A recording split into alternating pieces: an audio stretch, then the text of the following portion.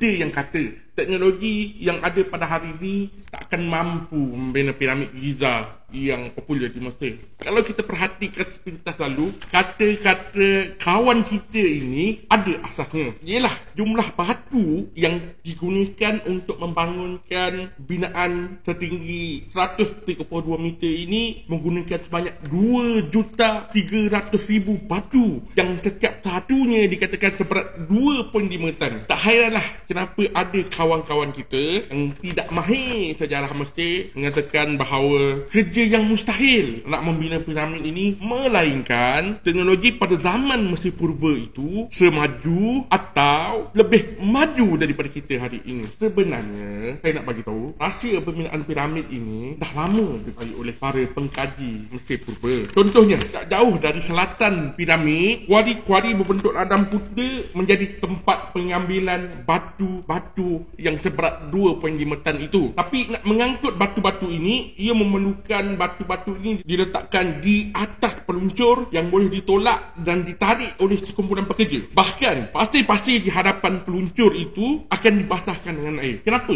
tiba-tiba diorang nak basahkan air? Sebab itu ada sebahagian daripada pasukan ahli fizik dari Universiti Amsterdam, Belanda, pada tahun 2014 telah membuat kajian dan mereka dapati bahawa apa yang dilakukan oleh masyarakat Mesir purba itu sebenarnya telah mengurangkan geseran dan melancarkan lagi penggerakan peluncur yang sedang membawa kiup-kiup batu seberat 2.5 tan itu. Menurut Profesor Daniel Bohn yang mengetuai pasukan ini, katanya membasahkan pasir di hadapan peluncur sebenarnya membantu mengurangkan bilangan pekerja yang diperlukan untuk menarik dan menolak batu untuk sampai ke tapak projek. Saya nak bawa anda untuk lihat lukisan yang saya naikkan ni. Anda sebenarnya sedang melihat lukisan masyarakat buruh Mesir purba yang diambil daripada makam Imhotep. Gambaran ini ialah gambaran melibatkan seorang yang sedang berdiri di hadapan sebuah peluncur yang sedang menuangkan air ke pasir. Boleh nampak yang hujung-hujung dekat dengan batu tu. Dan saya naikkan gambar ini yang merupakan lukisan masyarakat buruh Mesir purba yang diambil dari makam Imhotep. Anda sebenarnya sedang melihat gambaran orang lelaki sedang menuangkan air di hadapan peluncur. Jadi daripada bukti-bukti dalam pendapat pakar yang saya pamerkan, misteri tentang bagaimana batu-batu seberat 2.5 tan ini dibawa ke lokasi pembinaan dah terjawab. Jadi persoalan seterusnya ialah bagaimana batu ini disusun hingga menjadi bentuk piramid yang kita kenali. Sebenarnya tahun 2018 pasukan arkeologi dari Universiti Liverpool dan juga Institut Arkeologi Oriental Perancis menemui sisa sistem tanjakan dari sebuah kuari alabaster di Hatnab. Sisa ini mencadangkan bahawa piramid menggunakan sistem tanjakan pembinaannya. Tidak banyak bukti tanjakan yang terselamat, tapi dari bukti-bukti yang masih ada ini telah memberi pelbagai gambaran, membantu saintis untuk mereka pelbagai bentuk tanjakan yang digunakan semasa pembinaan piramid. Batu-batu yang seberat bertan-tan ini akan ditolak menggunakan peluncur, lalu menaiki setanjak yang disediakan dan disusun satu persatu membentuk piramid yang kita kenali hari ini. Proses ini bukan sekejap, dek kerana teknologi Mesir yang masih primitif pada ketika itu untuk membina sebuah piramid yang anda lihat bertahan sampai hari ini mengambil masa selama 27 tahun. Cuma perbezaan pendapat yang ada dalam kalangan pengkaji ialah sistem tanjakan yang bagaimana digunakan ketika pembinaan piramid. Sama ada sistem tanjakan lurus, sistem tanjakan yang dilengkungkan sepanjang dinding nak membina piramid, atau tanjakan yang dibina dalam piramid itu sendiri. Maka daripada apa yang saya pandangkan pada hari ini, terjawab sudah